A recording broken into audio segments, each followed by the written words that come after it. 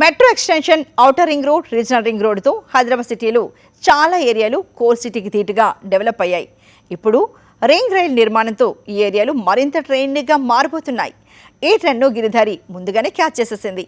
Outer ring road, regional ring రోడ్తో పాటు proposed ring rail ఏరియాలకు చేరువలో గిరిధారి పలు ప్రాజెక్టులు ముందే ప్లాన్ చేసి డెవలప్ చేసింది. సార్, సో బెంగళూరు హైవేలో మీరు స్టార్ట్ చేసిన ప్రాజెక్ట్స్ అన్నీ కూడా అప్పుడు డెవలపింగ్ స్టేజ్లో ఉన్నాయి అండ్ ఇప్పుడైతే కంప్లీట్ ల్యాండ్ మార్క్స్లో మారిపోయాయి. సో అంత ఫ్యూచరిస్టిక్గా మీరు కన్స్ట్రక్షన్స్ చేశారు. సో ఆ కన్స్ట్రక్షన్స్ గురించి ఒక్కసారి మా వ్యూవర్స్కి చెప్తారు. హైదరాబాద్ పాపులేషన్ వచ్చేసి 1,40,00,000. కమింగ్ 4-5 ఇయర్స్లో almost 3.5 crore and 4 crores Hyderabad population చేరబోతా ఉన్నది. డ్రాస్టిక్ చేంజెస్ వస్తున్నాయి. దాంతో మనకు metro biggest transportation metro now. Metro కూడా phase 1 అయిపోయింది, phase 2 అయిపోయింది, phase 3 కూడా వాళ్ళు ప్లాన్ చేస్తూ ఉన్నారు.